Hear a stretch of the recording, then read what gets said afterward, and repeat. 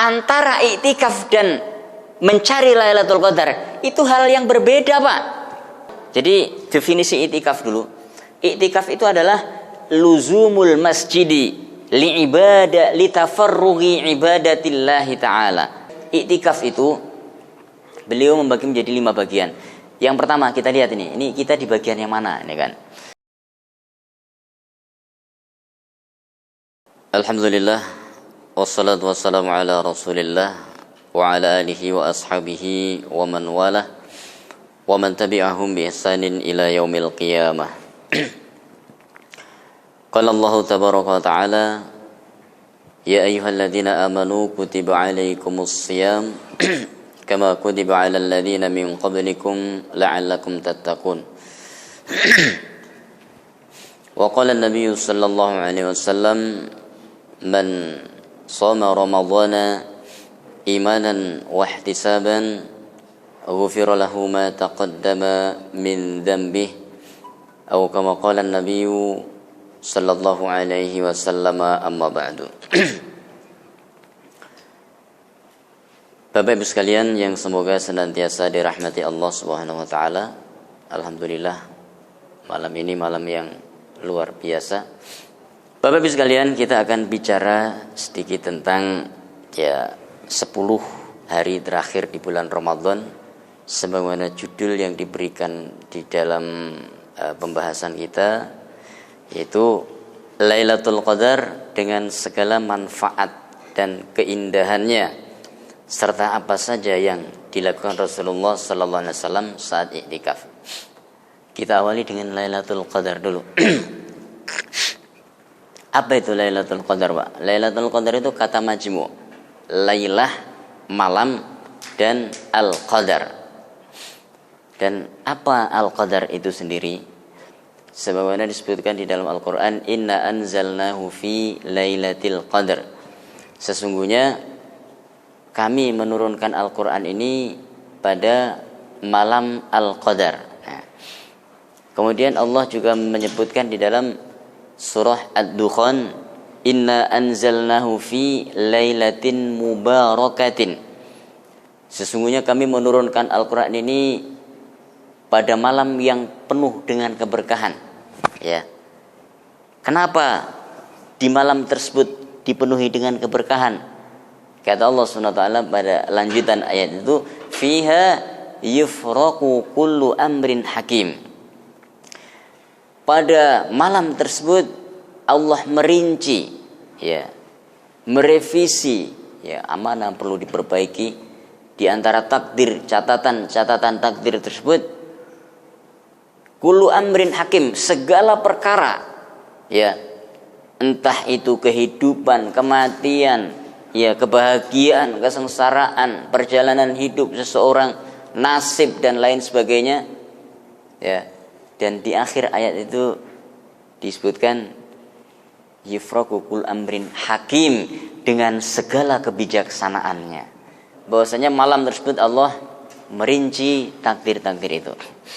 Kemudian yang kedua, al-qadar juga bermakna kemuliaan.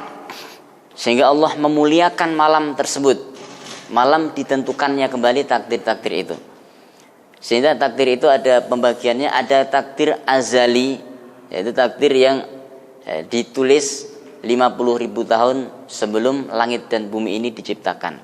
Sebagaimana sabda Nabi sallallahu alaihi wasallam, Inna awwala ma khalaqallahu al-qalam, pertama yang Allah ciptakan di antara makhluk itu adalah al-qalam, Tsumma qala lahu, kemudian Allah berfirman pada qalam itu, uktub, wahai qalam, tulislah. Maka qalam bertanya kepada Allah Subhanahu wa taala, Rabbi wa madza aktub? Lantas apa yang harus saya tulis, wahai Allah? Maka Allah menjawab, uktub maqadira kulli syai' hatta taqumas sa'ah. Tulislah segala peristiwa yang akan terjadi mulai saat ini sampai terjadinya hari kiamat. Subhanallah. Itu, Pak, 50.000 tahun sebelum langit dan bumi diciptakan. Inilah yang disebut para ulama sebagai takdir azali. Kemudian ada yang disebut dengan takdir sanawi. Takdir yang Allah tetapkan setiap tahunnya, yaitu pada malam Al-Qadar atau yang kita sebut dengan Lailatul Qadar itu sendiri. Kemudian ada takdir yang disebut dengan takdir yaumi. Ya. Takdir yang Allah tetapkan setiap harinya. Sebagaimana firman Allah Subhanahu wa taala di dalam surah Ar-Rahman, "Kulla yaumin huwa fi sya'an." Setiap waktu, setiap hari, di sepanjang waktu Allah penuh dengan kesibukan. Jadi jangan dikira Allah itu nganggur, Pak. Bapak berdoa, Allah kabulkan. Nah, itu siapa yang mengabulkan? Ya, Allah yang mengabulkan. Saya ngantuk batin, ada kopi nggak ini? Tahu-tahu datang kopi. Yang mengabulkan siapa? Allah yang mengabulkan. Itu subhanallah. Ya Allah SWT setiap waktu mengijabah, ya, memberikan, menyelamatkan, ya, itu makanya disebut dengan takdir yaumi, ya. Kemudian makna yang ketiga, jadi makna yang pertama tadi adalah malam ditentukan takdir, yang kedua malam kemuliaan, kemudian yang ketiga makna takdir itu sendiri adalah sempit. Sebagaimana firman Allah, "Wa man qudira 'alaihi rizquhu falyunfik mimma atahullah." Siapa yang ditakdirkan rezekinya, maksudnya disempitkan rezekinya pas-pasan, Pak. Falyunfik mimma atahullah. Kalau infak ya sudah semampunya dia saja, gitu kan? Semampunya dia saja. Kenapa? Kenapa disebut sempit? Karena malam itu, ya, hanya terjadi, ya, dalam kurun waktu antara tenggelamnya matahari sampai terbit fajar, dan itu 1 tahun sekali saja, ya, 1 tahun sekali saja. Ya, makanya di situ disebut sempit. Namun cuma semalam, Pak. Ya, semalam saja. Makanya kita manfaatkan, kita cari, ya. Kemudian iktikaf terakhir, Pak. Syekh Ibnu Baz rahimahullah taala membagi iktikaf itu menjadi 5 bagian. Yang pertama, jadi definisi iktikaf dulu. Iktikaf itu adalah luzumul masjidi litafarrughi ibadatillahi ta'ala. Ya. Iktikaf itu adalah seseorang yang senantiasa berada di masjid, ya, dengan niat iktikaf tentunya, ya, supaya dia fokus beribadah kepada Allah. Bahkan beliau juga mengatakan, sebagian ulama mengatakan, kata beliau, masih itu nukilan dari ucapan beliau, bahwa iktikaf itu adalah, ya, inqita'u ta'alluqi al-abdi minal khalaiqi, ya. Jadi memutuskan hubungan dari semua makhluk hanya khusus untuk berkomunikasi dengan Allah Subhanahu wa taala. Subhanallah. Ini iktikaf. Kemudian iktikaf itu beliau membagi menjadi 5 bagian. Yang pertama kita lihat ini kita di bagian yang mana, ini kan. Kata beliau, sa'atan fil masjidi au fi luzumil masjid. Seorang walaupun hanya 1 jam saja atau sesaat saja dia berada di masjid dengan niat iktikaf, ya. Tentu ketika dia memenuhi syarat-syarat iktikaf itu, ya, kemudian dia bersuci, ya, kemudian dia berupaya, ya, untuk mendekat kepada Allah dengan berzikir, dengan sholat, berdoa dan lain sebagainya, ya, semua difokuskan untuk ibadah kepada Allah, ya. Walaupun hanya sejam 2 jam, maka ini dianggap dengan iktikaf. Ini golongan pertama. Yang kedua, au fi lailatin, atau hanya semalam saja, atau bisa juga semalam. Ya. Semalam itu kriterianya gimana, Pak? Kalau kita mau iktikaf semalam, maka masuk masjid kita sebelum maghrib dan keluarnya setelah subuh. Ini semalam. Au naharon, atau hanya sehari saja. Bukan sehari malam, sehari. Kalau tadi semalam, ini sehari. Kapan? Ya, masuk masjid itu sebelum subuh dan keluarnya setelah maghrib. Nah, ini golongan ketiga. Au lailan wa naharon, atau sejumlah sehari semalam. Sejumlah sehari semalam. Kapan? Ada 2 macam. Bisa kita masuk masjid sebelum maghrib, ya, kemudian keluarnya besok, ya, setelah maghrib. Atau masuk masjid sebelum subuh dan keluarnya besok setelah subuh. Ini iktikaf sehari semalam. Nah, kemudian jenis yang kelima, kata Syekh bin Baz rahimahullah taala, ya, fil layali wal ayyam, dalam jumlah beberapa hari atau 10 hari sebagaimana yang dilakukan Nabi sallallahu alaihi wasallam. Nah, dan inilah iktikaf yang terbaik. Kira-kira kita bagian yang mana tadi, Pak? Yang mana kira-kira? Yang pertama. Ya. Yang pertama. Mana yang bagian manapun kita berupaya ya untuk memperbaikinya itu, Pak ya. Jadi itu yang dilakukan Nabi sallallahu alaihi wasallam. Dan terkadang Nabi sallallahu alaihi wasallam beliau beriktikaf bukan di bulan Ramadan. Beliau pernah melakukannya di bulan Syawal. Dan beliau pernah melakukan di bulan Dzulqa'dah. Dan beliau sallallahu alaihi wasallam juga pernah melakukan di bulan Dzulhijjah. Hanya saja keunikan beliau iktikaf sebelum wafat beliau selama berapa hari, Pak? Selama 20 hari sebelum wafatnya. Dan selama itu pula beliau menghatamkan Al-Quran lebih dari biasa. Makanya kalau misalkan tahun ini tahu-tahu Bapak kok tadinya hatam sejuz, tahu-tahu 2 juz, nih hati-hati tahun depan ini, Pak. Iktikaf biasanya cuma sejam 2 jam, ternyata kuat 10 hari, Pak. Ini hati-hati. Subhanallah. Jadi ini terkait dengan iktikaf dan Lailatul Qadar. Ya, saya rasa ini, Pak ya. Ya, cukup ya, Pak ya. Silakan jika ada pertanyaan boleh disampaikan. Ya, Pak, silakan, Pak. Terima kasih, Ustaz. Assalamualaikum warahmatullahi wabarakatuh. Waalaikumsalam warahmatullahi wabarakatuh. Sebelumnya saya terima kasih banyak ilmu yang saya dapatkan malam ini tentang bagaimana Lailatul Qadar. Tadi Ustadz sudah menjelaskan maknanya, kemudian ciri-cirinya, kemudian orang-orang yang mudah-mudahan bisa mendapatkannya gitu. Saya di dalam kita belajar membaca, melihat, kemudian pencarian tentang agama ini memang kan berbeda-beda, Ustadz. Saya mencoba memahami, mohon tanggapan nanti dari Ustadz. Jadi ada pernah dengar waktu pas saat kecil lalu bahwa bulan Ramadan ini seperti latihan bagi kita di dalam menempuh kehidupan inilah.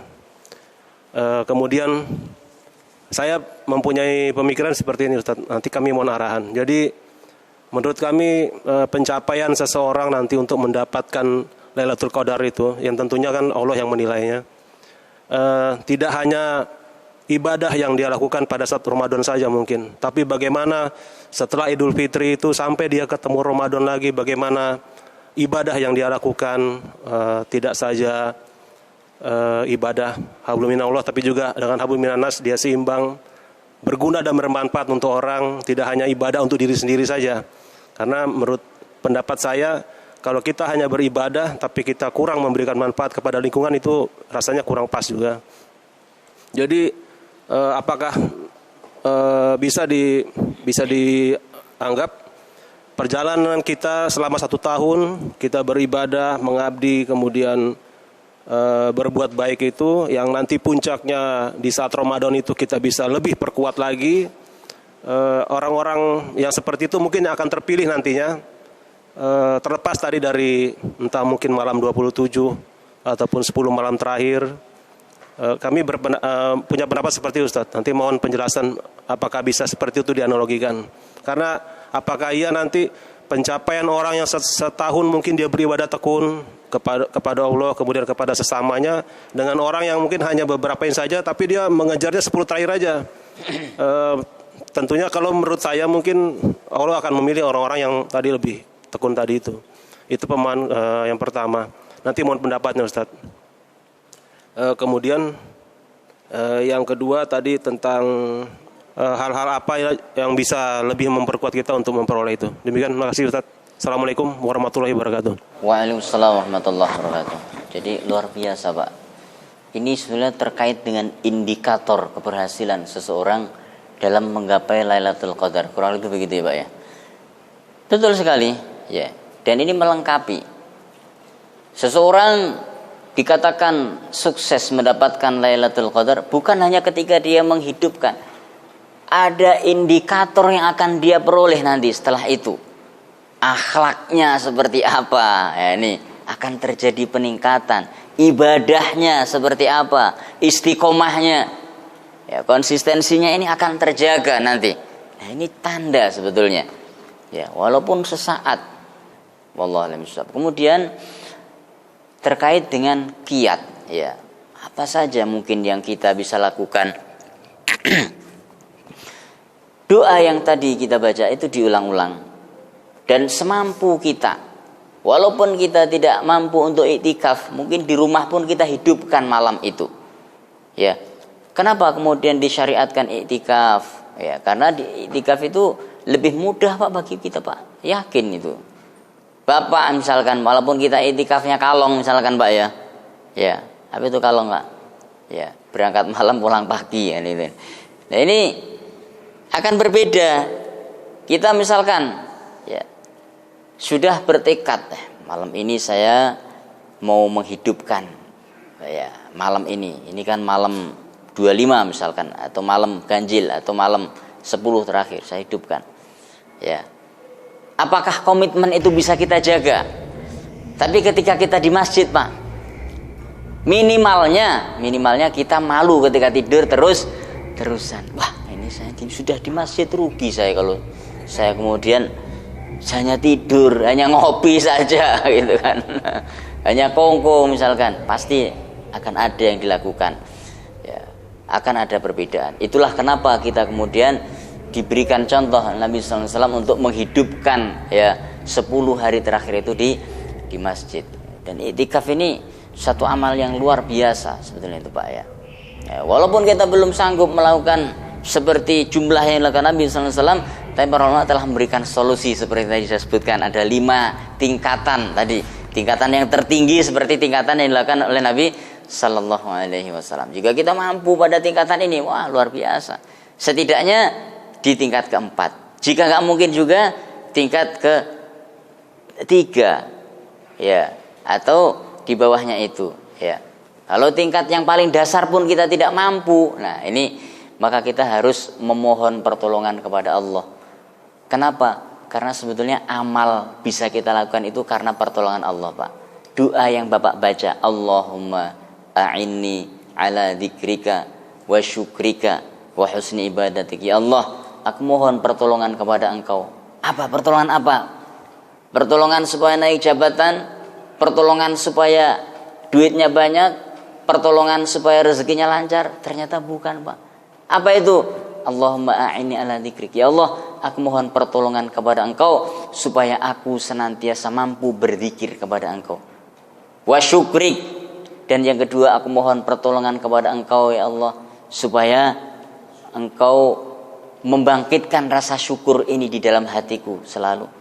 Yang ketiga, wa husni ibadatik, aku mohon pertolongan kepada Engkau ya Allah supaya Engkau selalu membaguskan ibadahku. Kenapa? Karena itu kunci Pak. Kunci yang paling mendasar. Ya. Ketika seorang berzikir kepada Allah, apa kata Allah? Fadhkuruni adzkurkum. Zikirlah kepadaku, maka aku juga akan ingat kepada kalian. Artinya apa? Doa-doanya mudah diijabah. Kita punya doa, kan? Wa syukrik. Kenapa syukur juga menjadi kunci? La in syakartum la azidannakum. Jika kalian bersyukur, maka Allah akan tambahkan nikmat. Azab pertama ketika orang nggak mau bersyukur apa itu Pak? Apakah itu dibakar badannya? Bukan, belum itu. Azab pertama bagi orang yang nggak mau bersyukur adalah dicabut nikmat itu dari hidupnya. Walaupun duit kita banyak, hidup di istana, penghasilan nggak kurang satu apa, tapi jika nikmat itu dicabut oleh Allah SWT, apa yang bisa kita rasakan? Nah itu Pak. Mau dengan syukur itu ya. Dengan syukur tersebut Allah akan berikan nikmat itu mengalir dan ditambahkan terus. Wa husni ibadatik. Yang ketiga minta supaya ibadahnya diperbaiki. Kenapa? Karena ibadah adalah kontak langsung dengan Allah SWT. Ya. Komunikasi kita. Kata Nabi sallallahu alaihi wasallam, as-salatu mi'rajul mu'min. Salat itu mi'rajnya orang yang beriman. Jadi kita mi'raj Pak itu ketika sholat itu Pak. Bagaimana tidak? Ada takbiratul ihram. Apa itu maknanya? Takbir yang mengharamkan. Ketika Bapak takbir, haram semuanya. Noleh haram, makan haram, apalagi mengumpat, kurang ajar nih. Haram itu kan. Tidak boleh. Batin yang jelek juga nggak boleh. Kita fokus kepada Allah SWT. Ya. Kemudian baru salam itu apa? Tahallul itu salam itu sudah halal lagi, kita minum pun boleh setelah itu kan. Sholat batuk, ambil kopi, enggak batal sholatnya itu kan, enggak bisa begitu. Kan. Baik begitu saudara. Jadi, ini dia berat ini kayaknya.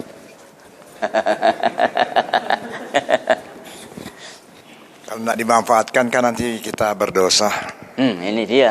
Ustaz, ada dua Ustaz. Tadi Ustaz misalnya di rumah tidur. Kalau tidurnya di masjid bagaimana Ustaz? Lalu yang kedua, kalau beribadah dapat pahala kebajikan 1000 bulan, kalau berbuat dosa, dosanya juga 1000 bulan. Ini dia Pak. Dua pertanyaan. Kalau berbuat baik, Allah akan memberikan pahala sebanyak 1000 bulan, ya. Apakah ketika seorang melakukan dosa juga akan dilipatkan 1000 bulan? Maka jawabannya adalah wallahu a'lam bishawab. Tidak dijelaskan di dalam hadis, tapi yang jelas sepakat para ulama, dosa yang dilakukan di waktu-waktu yang disucikan, dosanya akan lebih besar daripada dosa-dosa di waktu yang lainnya. Kenapa? Dosa di musim ketaatan itu akan mendapatkan azab yang lebih berat Pak. Sehingga apa? Idza kana awwalu lailatin min Ramadan, ketika datang malam pertama di bulan Ramadan, fanada munadin minas sama, maka akan ada penyeru dari langit, ya. Apa bunyi penyeru tersebut, ya? Ya talibal khairi aqbil, wahai para pencari kebaikan, sambutlah, ini saat yang tepat. Wa ya baghiyasy syarri, wahai para pencari keburukan atau orang yang biasa melakukan keburukan, aksir, berhentilah, karena dosa-dosa itu akan dilipatkan azabnya. Azab itu akan dilipatkan Pak. Maka kita harus berhati-hati. Adapun apakah akan lipatkan sampai 1000 bulan, wallahu a'lam bishawab, saya rasa tidak. Kenapa? Karena Allah itu Maha Pengampun. Dan Allah itu Maha memberikan. Di dalam surah Al-An'am disebutkan, ya, man jaa'a bil hasanati falahu 'asyru amsalha wa man jaa'a bis sayyi'ati fala yujza illa mithlaha wa hum la yuzlamun. Siapa yang melakukan kebaikan, maka Allah akan lipatkan 10 kali lipatan, bahkan lebih dari itu. Dan siapa yang melakukan keburukan, maka Allah akan balas sesuai dengan perbuatannya tersebut. Ya, Allah akan balas sesuai perbuatannya, namun akan dilipatkan karena dilakukan di bulan-bulan yang disucikan. Wallahu a'lam bishawab. Rasa begitu. Oh, iktikaf maksudnya. Orang iktikaf terus tidur itu kan. Ya. Apakah dia akan mendapatkan pahala? Dia akan mendapatkan pahala tidur, gitu kan. Pahalanya pahala tidur Pak, bukan pahala amal. Kenapa? Kalau misalkan dia sebelum tidur doa bismikallahumma amutu wa ahya, itu dicatat dapat pahala, ya. Yaitu pahalanya nanti. Namun ketika yang dimaksud adalah apakah dia akan mendapatkan Lailatul Qadar, dia akan menjumpai Lailatul Qadar dalam keadaan tidur, kan. Wallahu a'lam bishawab, begitu. Ya. Ya, silakan.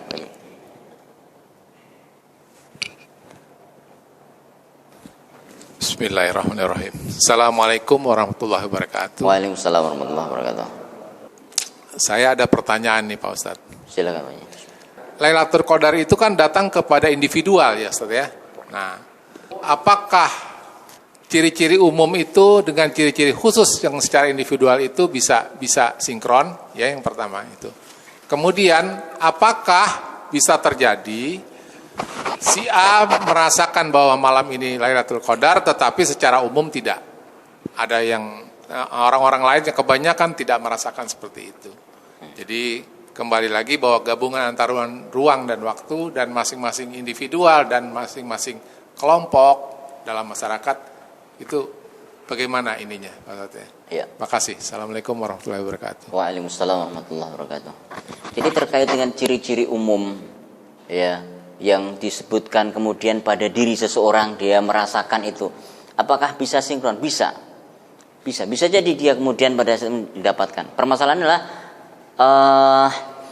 ketika dia belum merasa tapi orang lain sudah merasa, apakah masing-masing individu itu akan mendapatkan di dalam ruang dan waktu yang berbeda? Nah, itu kan. Jika Allah menghendaki bisa jadi seperti itu, Pak. Akan tetapi pada kenyataannya ketika seseorang itu merasakan satu keadaan yang dia rasakan sangat nyaman, tenang, ya. Kemudian pada waktu yang lain orang lain merasakan dan dia juga beribadah pada waktu itu, tapi dia biasa saja. Bisa jadi pada saat yang kedua itulah terjadinya. Kenapa? Karena mungkin dia sudah cukup lelah dalam ibadah. Dan Allah SWT menilai bukan hanya dari segi sejumlah kuantitas ibadah kita saja, Pak. Tapi usaha kita di dalam menempuh jalan itu adalah bagian daripada ya cara untuk menggapai Lailatul Qadar. Seorang yang sudah melek selama 3 hari 3 malam, ya, ternyata sampai pada malam 25 dia sudah teler, tapi dia berusaha untuk berzikir, ya. Berzikir. Orang-orang merasakan tenangnya, dia tidak begitu tenang karena sudah cukup ngantuk. Nah, bisa jadi pada waktu itu dia memang orang yang dirasakan orang lain itulah, karena orang lain baru mulai. Dan apakah dia akan mendapatkan? Dia akan mendapatkannya. Kenapa? Karena Allah tidak hanya melihat keadaannya saat itu, tapi melihat usaha dalam beberapa hari yang dia lakukan tersebut.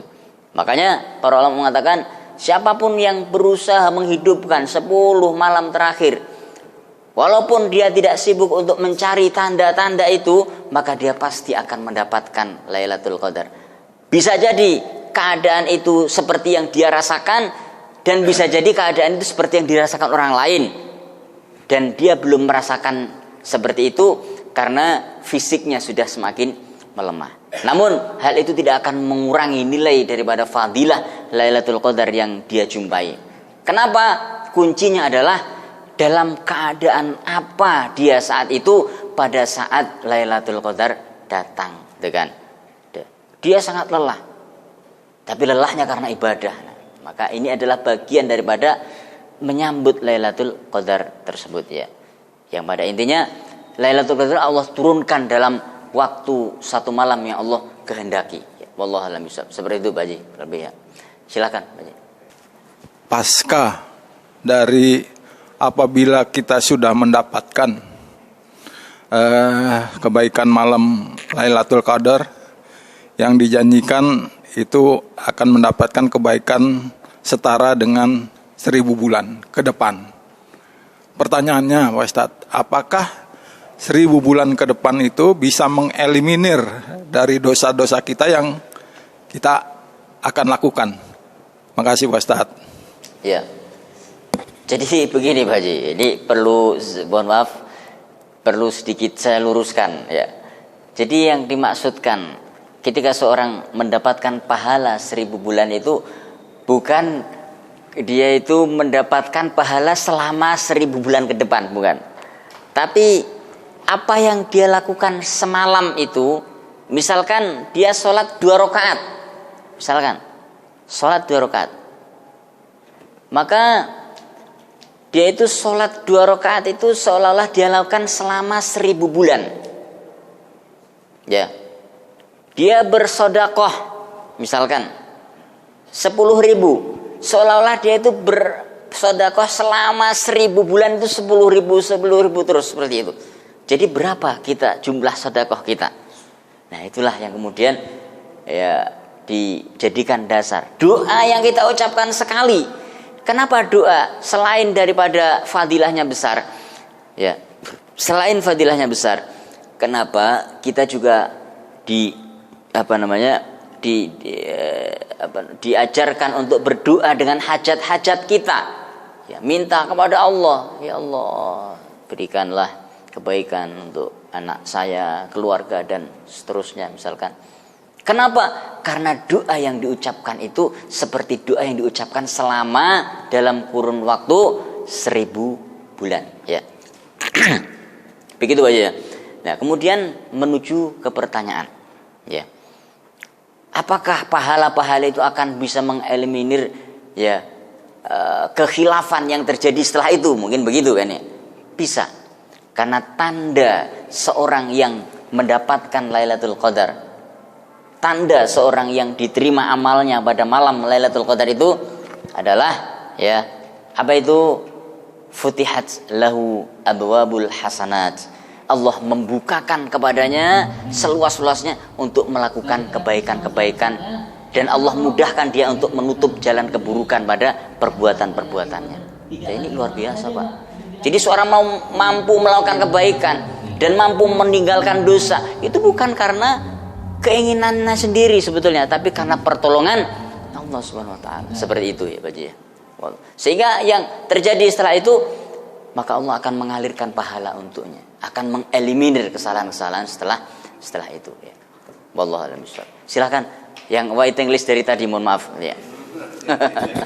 Ya. Assalamualaikum warahmatullahi wabarakatuh. Waalaikumsalam. Ustaz mau tanya, ya, itu mohon kalau maaf, konsepnya mengejar apa namanya, mengejar Lailatul Qadar itu, apakah dia ada jam-jam tertentu atau dia satu malam itu, atau ada jam-jam tertentunya gitu, Ustaz? Ya. Ada lagi, Ustaz, satu lagi, ada titipan. Kalau untuk perempuan, bagaimana cara? Gimana ini? Nah, untuk itikafnya. Jadi luar pertanyaannya simpel, Pak. Tapi itu jawabannya panjang sekali itu kan. Tapi saya ringkas juga, tenang aja. Yang pertama, kurun waktu turunnya Lailatul Qadar itu kira-kira berapa waktu dalam semalam itu? Para ulama mengatakan Lailatul Qadar itu ini terjadi 3 pendapat. Pendapat pertama mengatakan bahwasanya Lailatul Qadar itu turun di tengah malam, ya. Pendapat kedua sampai fajar. Kalau sampai fajar kan jelas itu kan sudah hatta matla'il fajar. Yang kedua turun ketika seorang melaksanakan salat tarawih. Kemudian pendapat ketiga, Lailatul Qadar itu terjadi dimulai tenggelamnya matahari sampai terbitnya fajar. Dan yang terkuat adalah pendapat yang ketiga ini.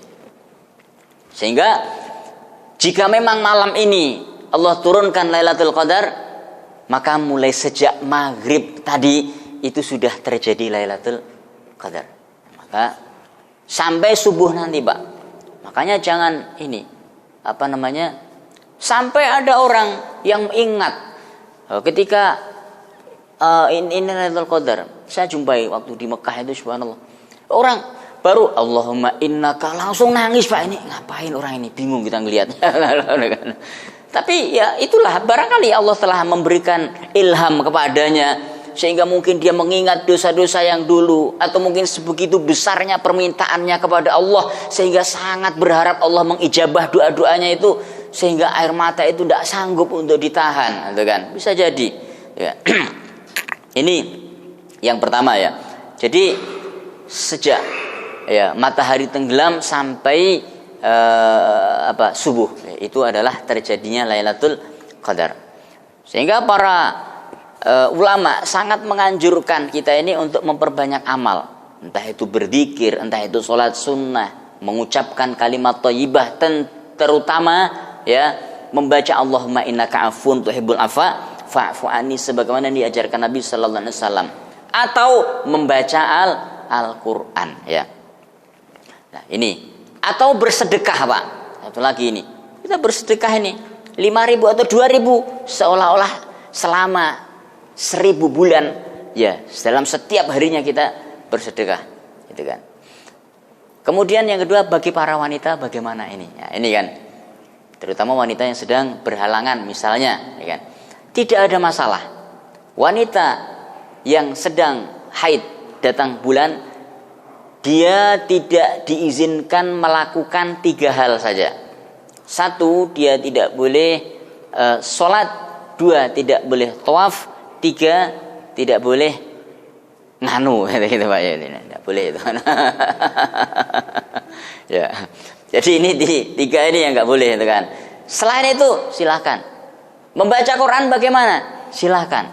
Ya. Tidak ada masalah. Pendapat yang terkuat di kalangan para ulama, boleh dia untuk membaca Al-Quran. Ya. Tapi jika ingin ya keluar dari perbedaan pendapat para ulama, tidak usah baca Quran, tidak masalah. Zikir tidak mengapa. Membaca Allahumma innaka afuwun tuhibbul afwa fa'fu anni tidak masalah. Kita membaca doa tersebut karena zikir bagi wanita yang sedang haid tidak mengapa, tidak berdosa. Berdoa silahkan, tidak ada masalah dia berdoa. Jadi seperti itu ya Pak ya. Ya, ibu-ibu yang sedang berhalangan itu juga bisa di rumah ya untuk berzikir sendiri untuk menggapai Lailatul Qadar. Kembali kuncinya saya sebutkan bahwasanya keadaan kita itu seperti apa pada saat Lailatul Qadar itu sedang turun. Itu saja. Maka kita perbaiki keadaan kita, zikir kita ya dan doa kita. Wallahu a'lam bishawab. Begitu ya Pak ya. Silakan jika sebelah sini tadi ada. Silakan Pak. Assalamualaikum warahmatullahi wabarakatuh. Waalaikumsalam warahmatullahi. Pak RT. Tolong benarkan pemahaman saya kalau salah ya Ustadz ya.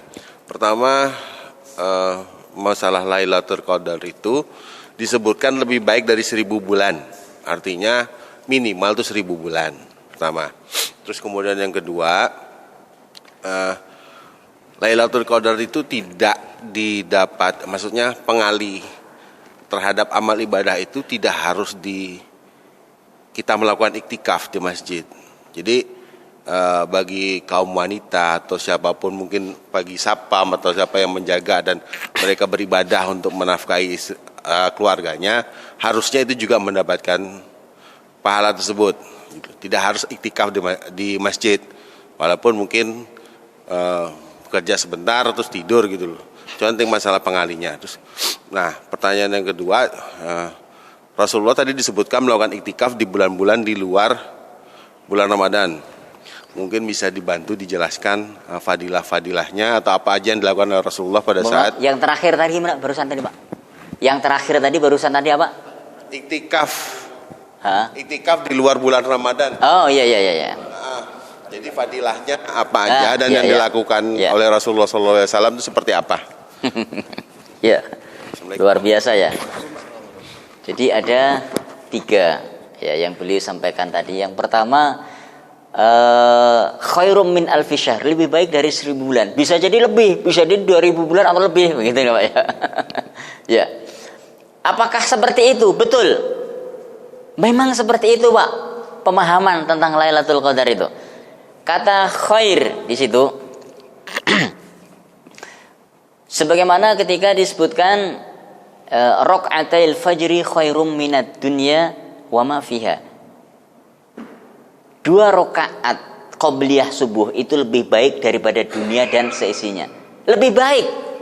Bukan seperti dunia, tapi lebih baik daripada dunia dan seisinya. Begitupun Lailatul Qadar.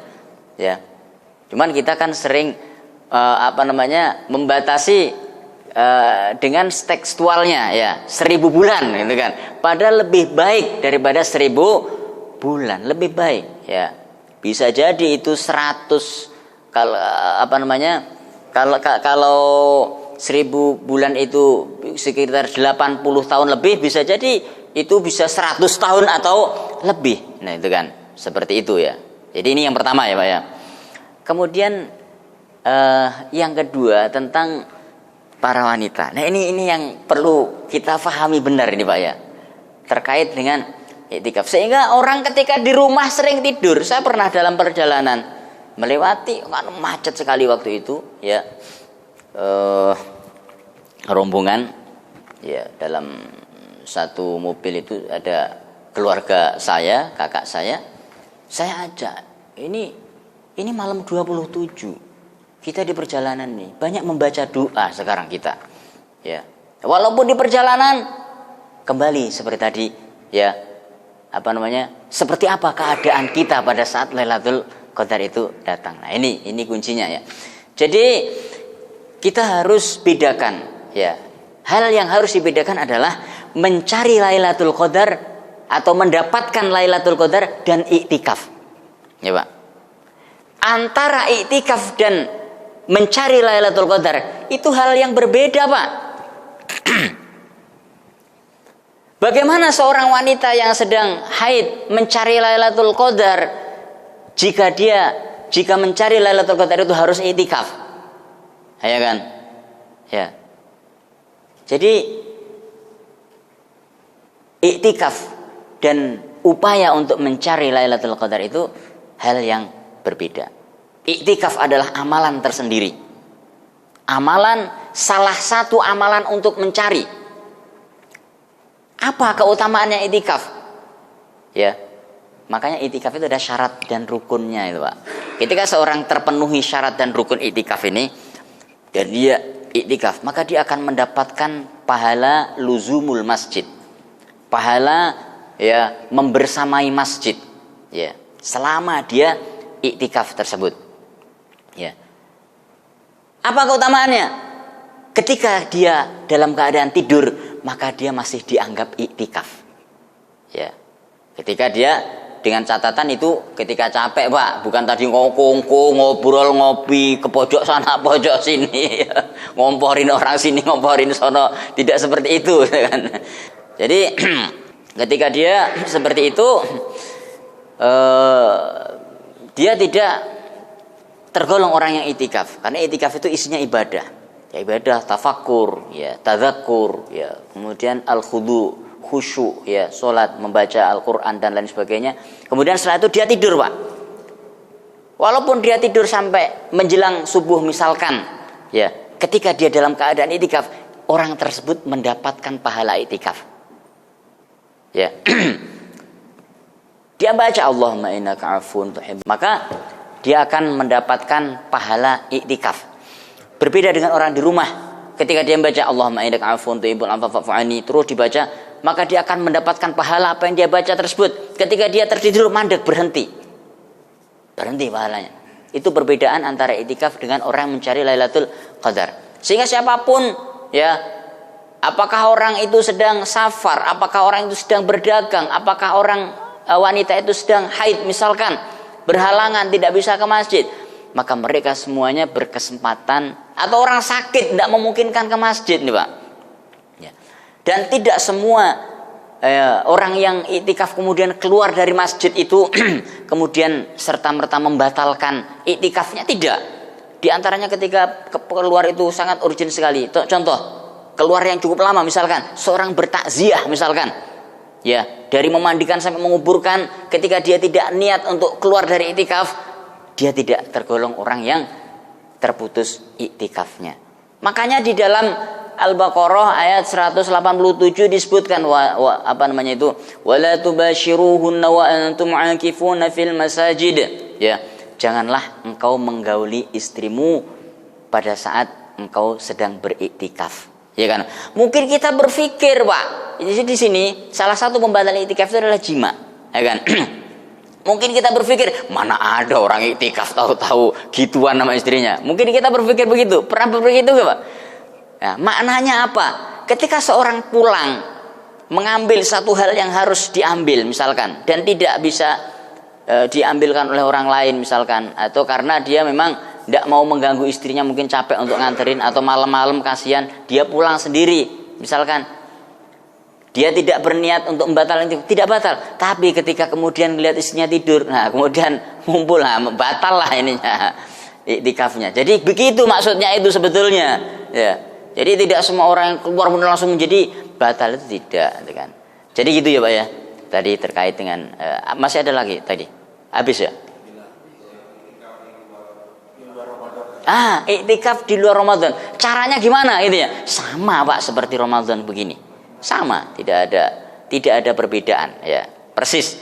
Cuman bedanya kalau di luar Ramadan bisa jadi mereka melakukan puasa Daud atau tidak puasa sama sekali. Kalau di bulan Ramadan harus puasa. Itu saja bedanya, ya. Wallahu a'lam bishawab. Seperti itu ya, Pak ya. Baik. Kemudian pertanyaan dalam lembar ini, ya, ini terakhir, Pak ya. Dalam satu tahun malam Lailatul Qadar, apakah terjadi hanya satu malam atau bisa lebih dari satu malam? Hanya satu malam saja, Bapak Ibu sekalian. Hanya satu malam saja. Makanya malam Al-Qadar atau Lailatul Qadar itu bukan kita saja yang menunggu, umat terdahulu menunggu kedatangannya. Bukan hanya sebulan, 2 bulan, setahun, 2 tahun kita menunggu, tapi ini sudah ditunggu ribuan tahun lamanya. Lah kok masa kita mau menyia-nyiakan? Dan saat ini sedang berada di hadapan kita, Pak ya. Ya, mudah-mudahan belum turun sehingga kita masih kesempatan untuk mencari. Kemarin mungkin kita masih banyak kongko misalkan, kan.